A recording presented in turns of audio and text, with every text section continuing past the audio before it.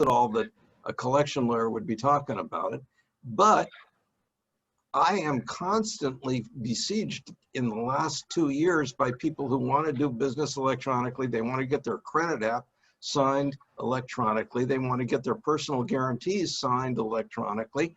They want to get their money transmitted electronically. And now the whole topic of electronic signatures has become very interesting in my business, and I've had to watch what's going on. And the leading place that electronic signatures have been topical have not been in the collection field. It's been in other areas.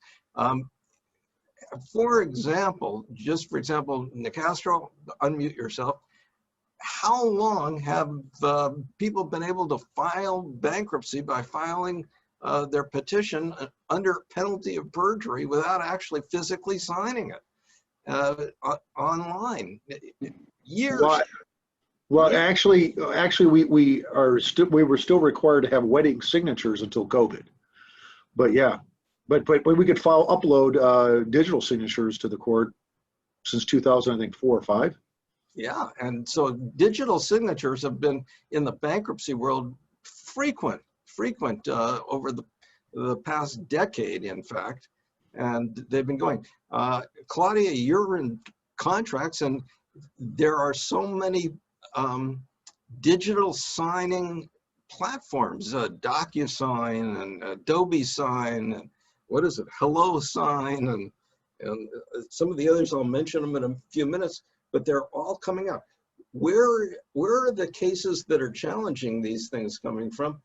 It's in the labor law field, and Fisher and Phillips is seeing it all the time because everybody wants to get out of their digitally signed arbitration agreement so that they can bring their PACA claims and their class action claims, and they're all trying to assert that all those employees who've signed digitally are, the digital signature is invalid.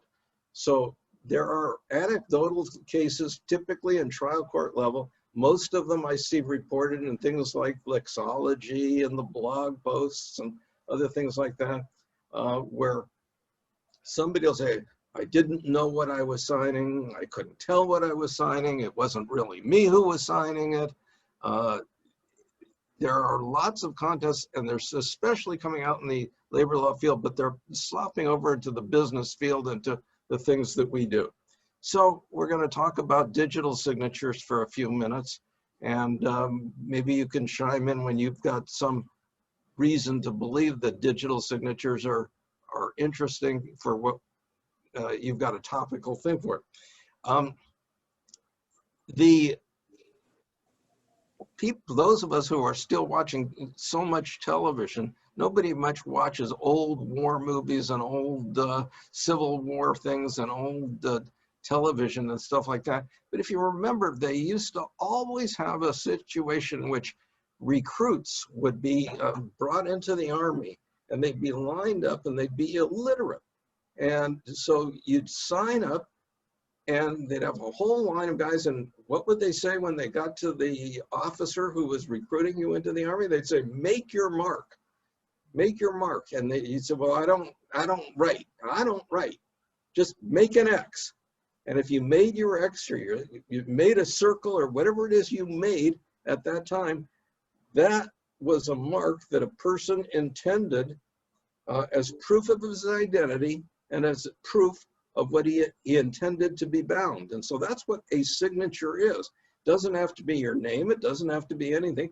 We all know people whose signature is just undecipherable. They make things that look like figure eights and things that look like giving you the finger, and you know, whatever it is they want, they give you, and they put it on the document.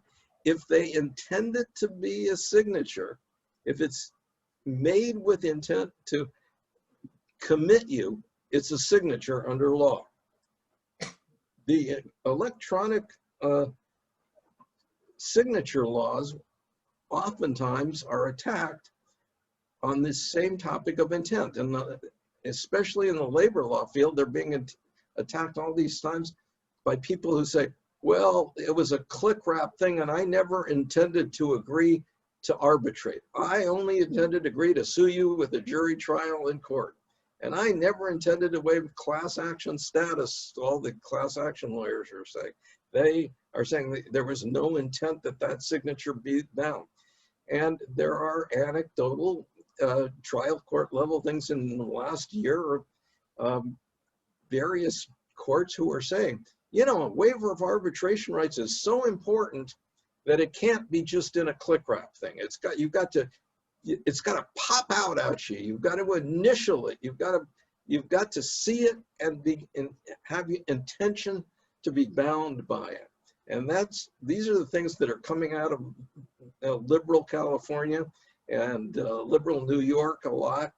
And some of the other states are doing it, but it's evolving in the employment law field, and it's slopping over into the business law field quite a bit. So the electronic signature laws basically say an electronic signature cannot be denied effect or enforceability solely because it's electronic. And if the signature isn't electronic, it will do. But the contracting parties to an electronic signature must agree to conduct business electronically. So you basically have a situation in which the first stage is, do you agree that we can conduct electronic communication? Now, if you go back into history of electronic communication, and this is semi-interesting, I'm not sure whether it's interesting, it's just semi-interesting. The operative word is electronic here, and Edison invents electricity, and then Samuel Morse discovers that a signal can be conveyed over a copper wire, and that occurs in 1832. And from 1832 to about 1838, Morse is perfecting the transmission of a sound or a beep over a wire. And by 1838, Morse has developed the Morse code. And the Morse code now allows a semi-uniform method of transmission of sounds over a wire. Now, this is the first real electronic communication. Well, very rapidly, a whole bunch of companies spring up, ultimately ending with the massive giant Western Union. But everybody is now stringing copper wire along poles next to railroad lines, and they're stringing copper wires from here to there to wherever it is. And they've got guys who know Morse code, and they're busy sending messages. Well, the first stage question is, do they intend to be doing business? And people have always sent messages through non-written communications. I mean, throughout civilization, there have been smoke signals and drum signals and carrier pigeons and things like that. But electronic-wise, ships were always using semaphores and signal lights and things like that. Those weren't really electronic. They were manual techniques to convey signals, and people had to sign on and be have consent. So the earliest case that I found on this was it's a 1869 case in New Hampshire. New Hampshire, called Howley versus Whipple. And here, the first case, the New Hampshire Supreme Court has a very interesting take on it. They say, it makes no difference whether an operator writes with a steel pen, an inch long, attached to an ordinary pen holder, or whether his pen is a copper wire 1,000 miles long. Nor does it make any difference that in one case, common ink is used, while in another case, a more subtle fluid known as electricity performs the same office. And so in 1869, we have the first recorded case of electricity being found to be a valid method of communication equivalent to a writing, so long as the parties agree that the writing does constitute their act and deed and that they intend to be bound by it. And then we have 120 years of, or 100 years or so of doing business by telegram and cable and telegraph. And contracts were formed for a decade, a century, over the telegraph and cables, and people agreed to do them, and the courts were enforcing them. Well, now everybody, with the advent of fax and scan and internet, are looking for ways. And what do you do when you enforce a contract? Some people want to enforce it, and other people want to get out of it. And so the want to get out ofers are all trying to figure out how they get out of it. If it's an electronic signature, just the way they tried to figure out how to get out of cables and wires and telegrams. And the people who are signing up for various things, especially the employment type people, are all trying to figure out how they get out of their signing away their rights to either arbitration or class actions or stuff like that. So the first step is the parties have to intend that it be their mark. So you next get to the question of, well, how do you know whether they did it or not? So what happens with the guy who originally signed his name as an X to enlist in the Civil War in the Army? He signed his name as an X, but what happened next? Somebody was there to witness it. And so it was always signed by a witness. So we still have legacy signatures all the time where people say witnessed by. In wills and trusts, you have to have a wedding signature, and it has to be witnessed by a witness. If you really want to go even farther than that, what do we say? We say certain kinds of transactions not only need a witness, it needs a notable witness. It needs somebody whose credibility is so strong that it's not going to lie, and that's a notary. And so lots of transactions require notaries.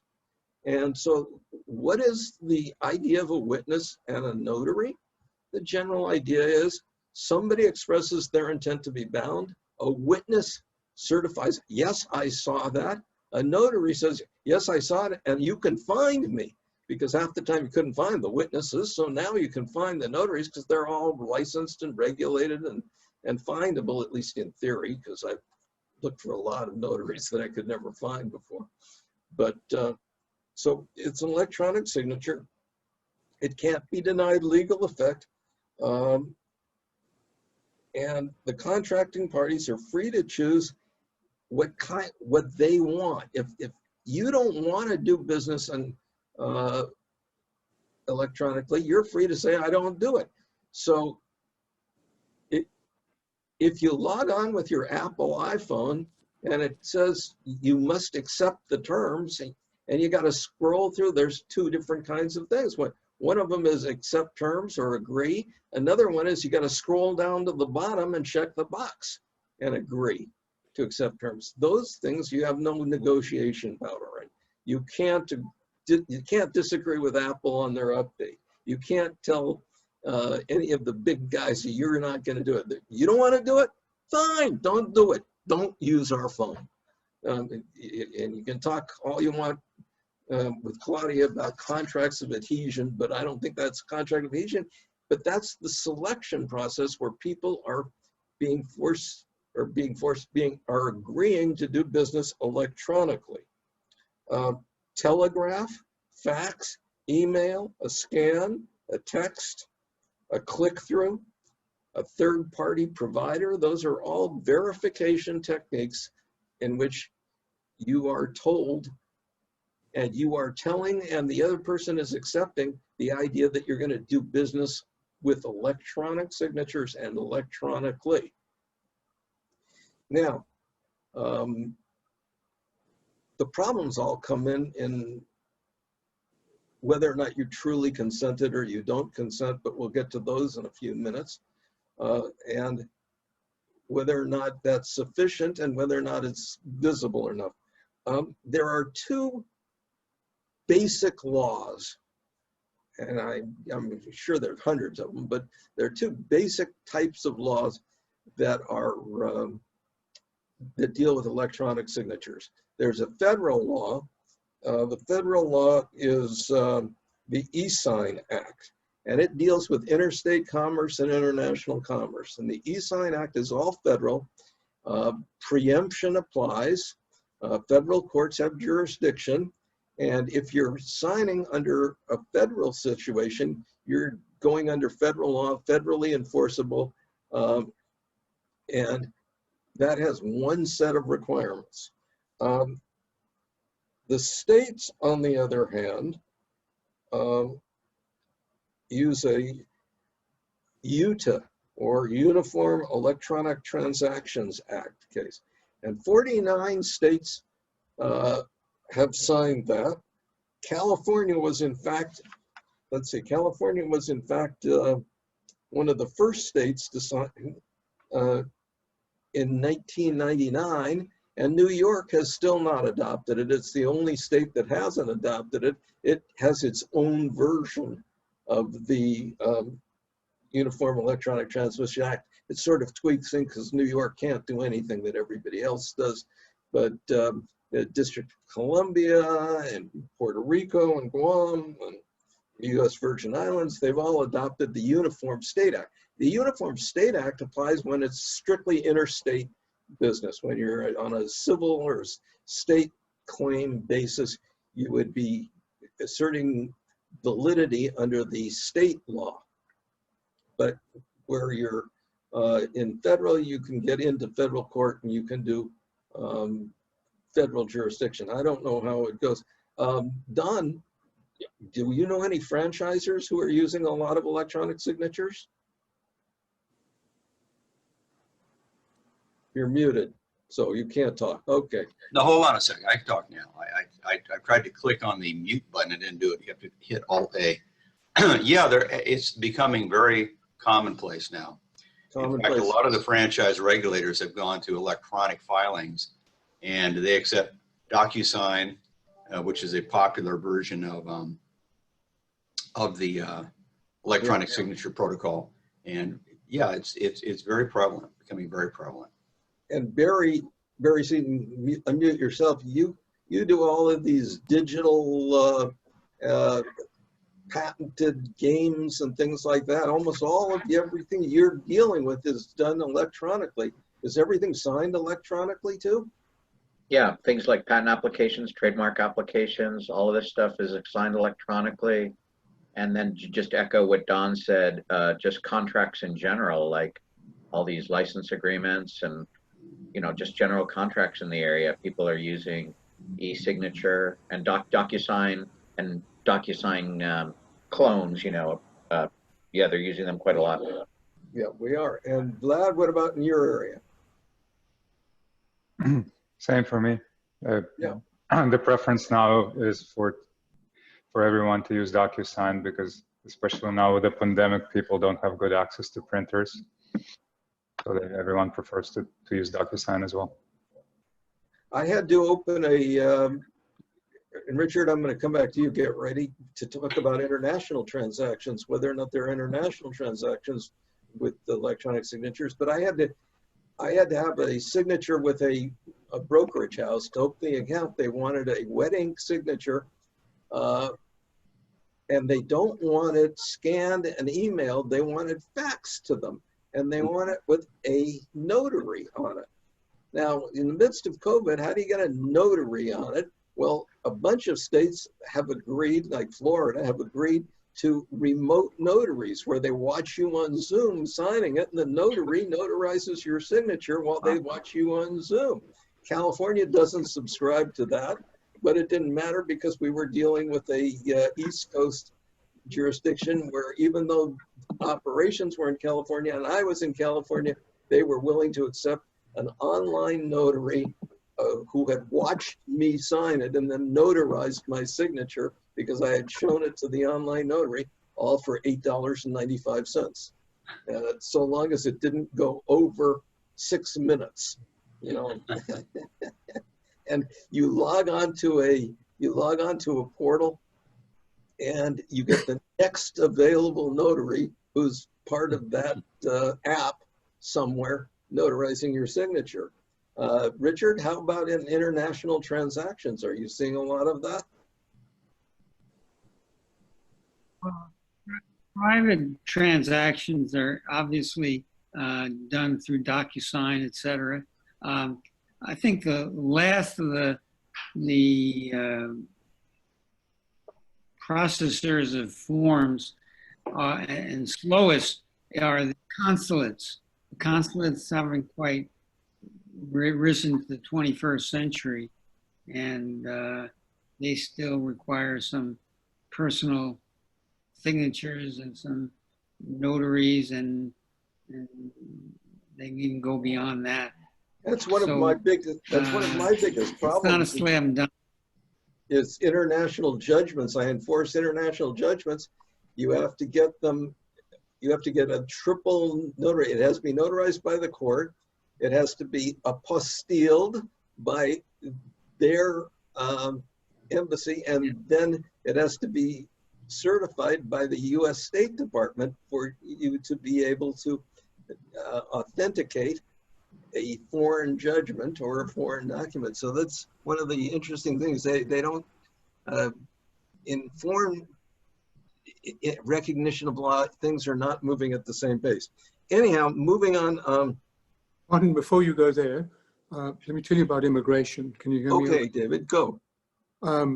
Because of COVID, immigration became a little modern, and they agreed that scanned signatures could be sent in with a follow-up with the original when you got it. So this speeded up all of our applications, because we used to have to wait for a person overseas signing a document in wet ink, so to speak, arriving in the US and then filing with immigration. They then allowed us to file them with the scanned version. So it was an advantage, and it's still working that way.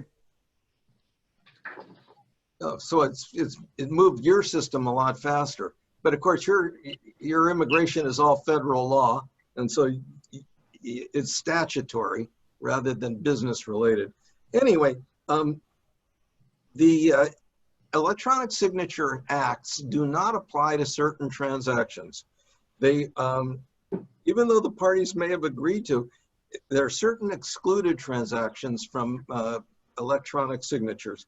The most common of which are execution of wills, conveyances of real property in most states, and there are a couple of exclusions state by state in the Uniform Commercial Code, or the commercial code in which they've adopted, and a lot of those exclusions need to be looked up, but they're not typically terribly difficult. If you're dealing with land transactions, you've got to get it notarized. I've actually had, I can record a lien on a collection case with just my signature on it, an abstract of judgment. I can record that, and it'll be a lien on real property. If the guy pays me off, I have to give him a satisfaction of judgment, which has to be notarized. It can't be recorded, the satisfaction. I can record the lien without a notary, but I can't record a satisfaction unless it is notarized. And I've actually had guys try and go down to the county recorder's office and pretend they're me and sign my name and try and record satisfactions of judgment to get out of their cases. One time the county recorder's office called to ask me if I had in fact been paid. I said no.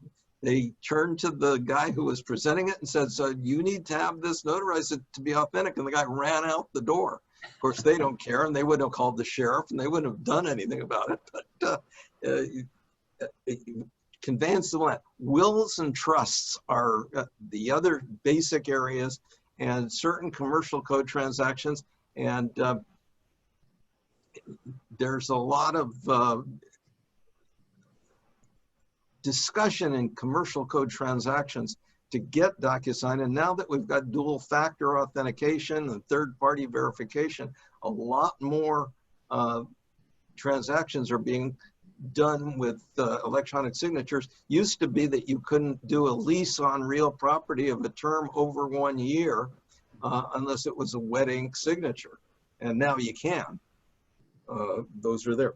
Anyhow, those are exclusions. Now, the definition of an electronic signature is also quite interesting.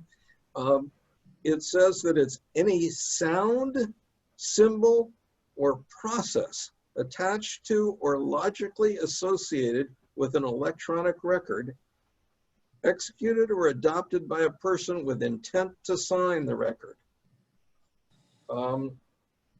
So now we get to the issue of sounds, symbols, or a process. And it's no longer just making an X or clicking a box. It can be various things. And one of the things that I talked about was what happens if you have a voicemail.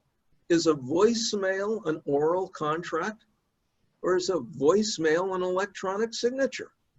It's a sound. It hasn't been decided yet. You'd have to know whether or not it was, voicemail was with intent to execute a document. So that's kind of an unusual one. Again, I'm seeing cases coming in where all of the contract terms have been done by text. They send a text. How much are 3,400 widgets? Text back. $2,200 per widget, FOB, Port of LA. Text back. I accept. Please send as soon as possible. Send bill of lading info to follow. Is a text. It is. Well, those people have indicated their intent to be bound by that electronic method of communication. Now, texts are typically going over world communication lines. They're telephone lines. They're wireless cellular signals. But again, is it an electronic signature? Some courts have ruled that just your signature block on an email is your intent to be bound to a contract. There was a case just recently where a lawyer tried to accept a settlement offer. He went to a mediation. The case was agreed to be settled at, and I'll make up the number, at $80,000. After the mediation was over, the guy sends an email back, I accept the $80,000 offer, and I'll prepare the settlement and release documents. Well, the other side had remorse about it. They said that it was not a valid contract because an email did not indicate intent to be bound. The court had ruled that in that particular, it's a trial level court, it's not an appellate level court, but that under the circumstances, this was the expression of an intent to be bound, just as your signature block on an email. Okay, there are 3 requirements for an electronic signature. The signature must be capable of being authenticated or being deemed attributable to an individual. It is attributed to an individual by an act that is shown in context and with the surrounding facts and circumstances such that it indicates to anybody else that it was intended to be a commitment or signature. Some of the techniques for authenticating currently are setting up your own account and setting up your own password, and then answering back with the website answering back and saying, you've now got an account, log into your account and place your first order. I'm getting lots of purchase orders and things like that where they set up an account, they get their password, and then they have to log into their account, get a confirmation, log in, enter their password or their PIN number, and then they can execute a purchase order or they can sign a credit app there with intent to be bound.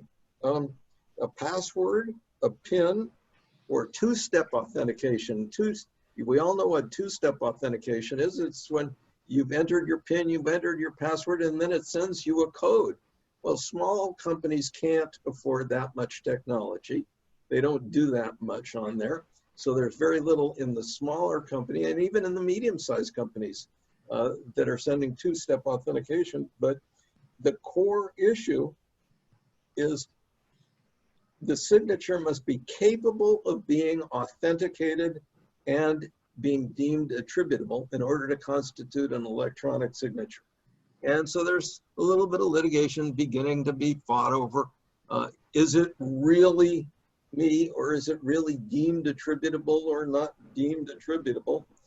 I had one case in which a personal guarantee, I was suing on a personal guarantee, was not an electronic signature, but the wife came in and said, well, the person you're suing is in memory care in an assisted living facility. So we can't tell whether that's really their signature, but I've looked at it. I was married to him for 12 years and it doesn't look like his signature to me. And some leftist judge in Orange County Superior Court decided that his wife would know better than all of the 200 orders that he had executed under that signature. So decided that that was invalid, and I did not do well on that case, but nevertheless, it was what it was. The second requirement is that the party using the electronic signature must have intended to execute a transaction by that signature. In other words, demonstrate an intent to be bound.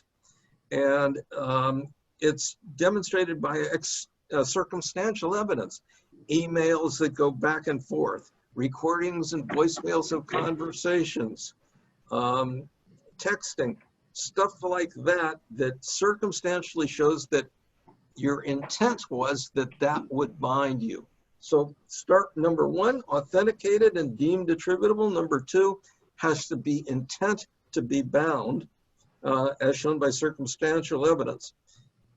The third requirement in electronic signatures is that the signature has to be logically associated with the record.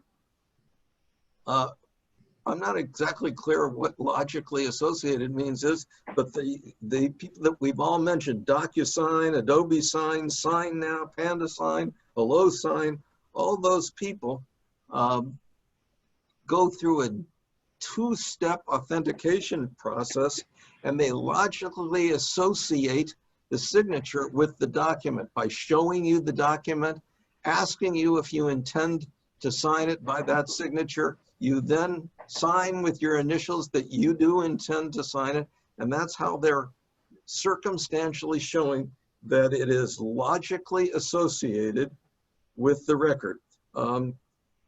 Anybody who is just scanning their signature and just dropping it in with a PDF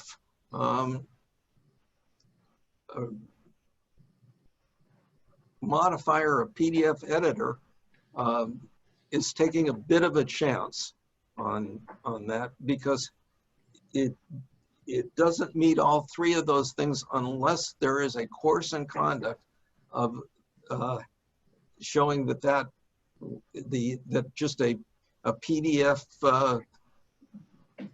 signature of yours is going to bind you.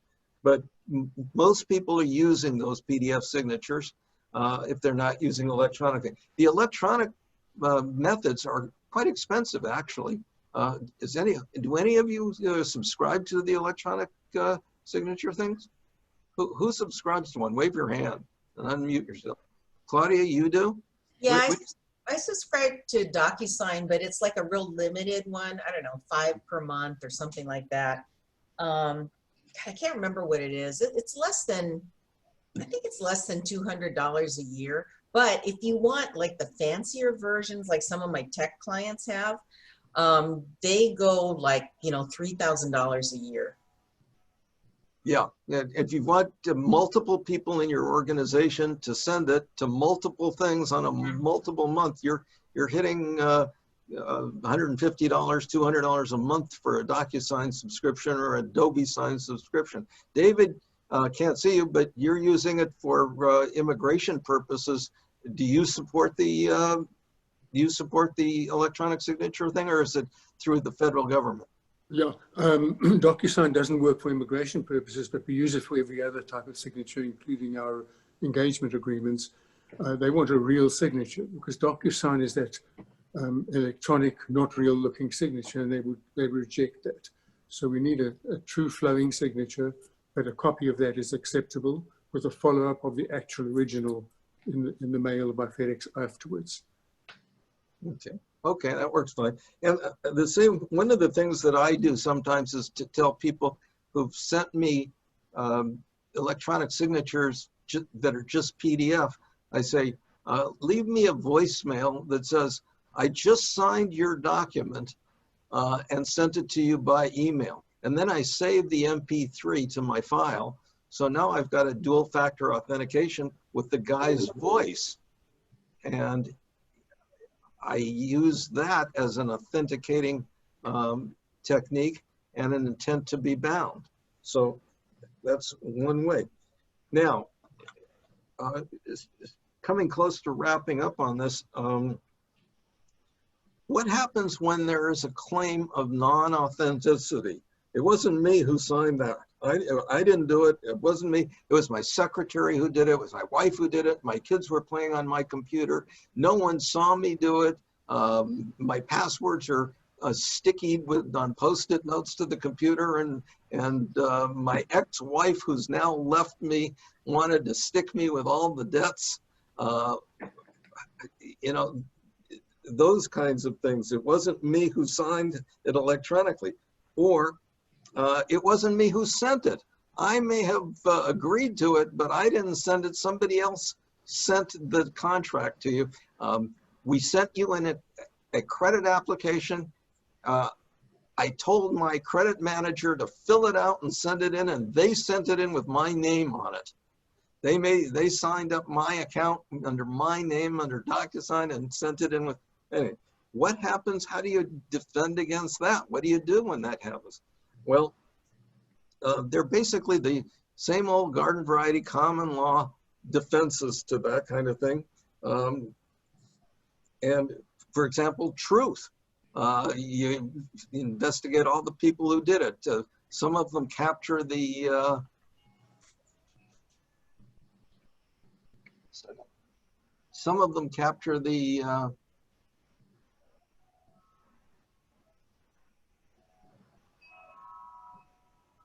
okay. Some of them capture the IP address, and if you can plan it, these electronic services plant cookies, and they have audit trails, and they'll do it for you. They do charge you a little bit for it.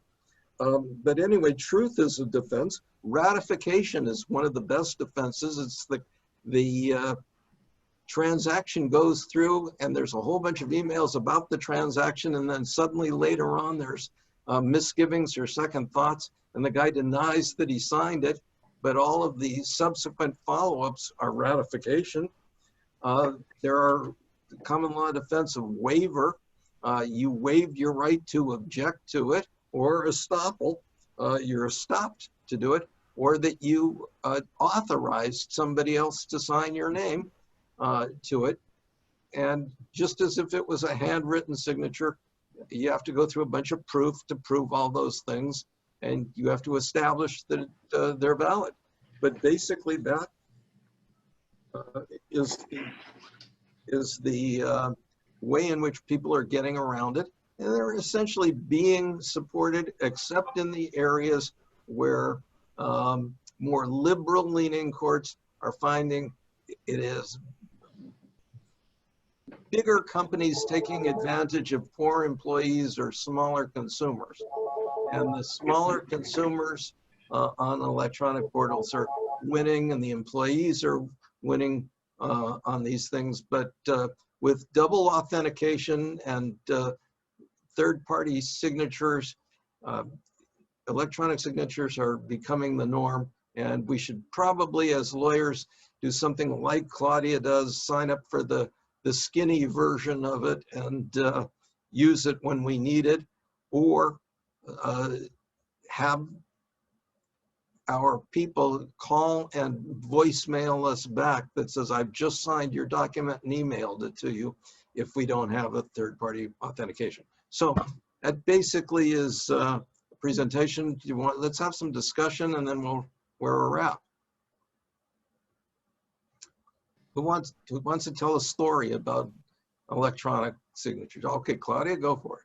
So I have a lot of tech company clients, and they're doing things like, we're doing things like master service agreements for them for digital advertising or, you know, just back office technology stuff. And so in order to facilitate conversion, in other words, in order to facilitate the client, you know, agreeing to the proposal and signing up, what I'm doing is I'm doing a lot of what the really big companies are doing, like, you know, like you say, Apple or whatever. When you want to sign up for like IBM Watson or something, you're given this document, these documents that have all these links. And so you're not agreeing just to this one-page document where your signature is, but they've got all these links that go to other documents, that link to other documents. A lot of times those links don't even work.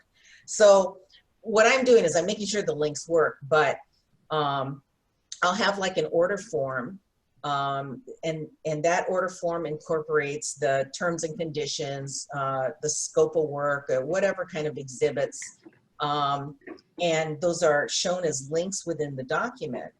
And so what I found from my client who uses DocuSign is that their standard version of DocuSign, before you sign it, you can read those documents, and then you can digitally sign the order form, let's say. But once it's signed, the links don't work anymore.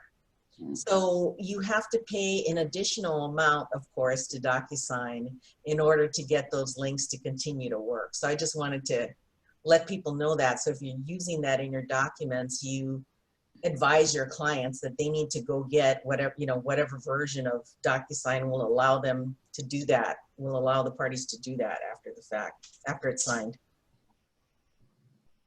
I think you're completely right. And there have been a couple, again, of anecdotal trial level court cases where it says, click here that you have read our privacy policy and you have read our terms and conditions. And of course you never have. You never do. You never do, but click here that you do. And a couple of anecdotal courts have said basically you can't click them there that you've read them. You can only click in those links. You have to click in the link, and then it comes back and says you've read it and you've clicked it in the link. So there's exactly what you're talking about. Yeah, I always try to advise my clients that, you know, they just want to have the, click here that you've read everything. But I want the reader to have to scroll through. Okay, they may not read it. None of us do, right? Which is where I do my best work. So you just have them scroll through, and then you get to the end and it says, I accept. So at least they had to do that thing of scrolling through, which I'm not a litigator, but seems to me that at least helps to show that, well, they had the opportunity, they were in the document, they needed to go through the document in order to accept it. Okay, Nicastro, Mike, you do a lot of work trying to get people out of debts and claims. Do you ever go through and look at any of these claims and debts that they have and attack whether or not they've actually incurred that debt? You know, I've not attacked it yet, but I will tell you just from a general, my general view is that people are sacrificing convenience or sacrificing their security for convenience. You know, when you look at these different signature programs, you know, look, they're not even taking the additional steps we've had for years, which is like a dongle, you know, that has an encrypted key on it that you have to use to then have a password to get your signature done. You know, I've signed leases with one of your clients, the Irvine company, and I think that the signature was limited just to the security of the password to my email, which, you know, people's emails get hacked all the time. So I just think that this is a area fraught with problems, but, you know, we'll see what happens, but I've not had to challenge it yet, Martin. I'm waiting for them. He's not with us today, but I'm waiting for Richard Marshak to start getting out of contracts and billing for litigation that says the estate never signed that and it's not a binding contract, and that puts more money back into the estate. Yeah, I don't understand how it works, and I've fought almost with a perfect record of success, except for the Irvine company, not doing e-signatures, because when I sign with an e-signature, at least with the Irvine company, it disappears. And then they send me a fully executed copy. I don't know where that document goes. I don't know. I don't have a copy of what I've actually reviewed before I signed it. They don't give me a copy. Actually, you do, but you don't know how to use it, because if you can log on to DocuSign and you have created an account and anything you've signed is resident in DocuSign.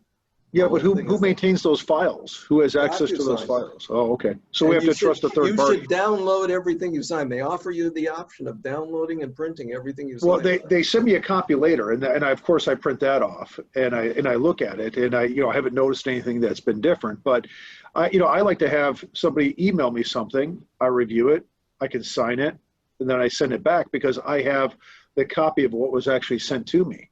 Well, on DocuSign, though, there is you can choose to either execute it electronically, or you can choose to review it, print it out. You could print it out and sign it and then scan it and whatever. So you can get the document before you actually sign it.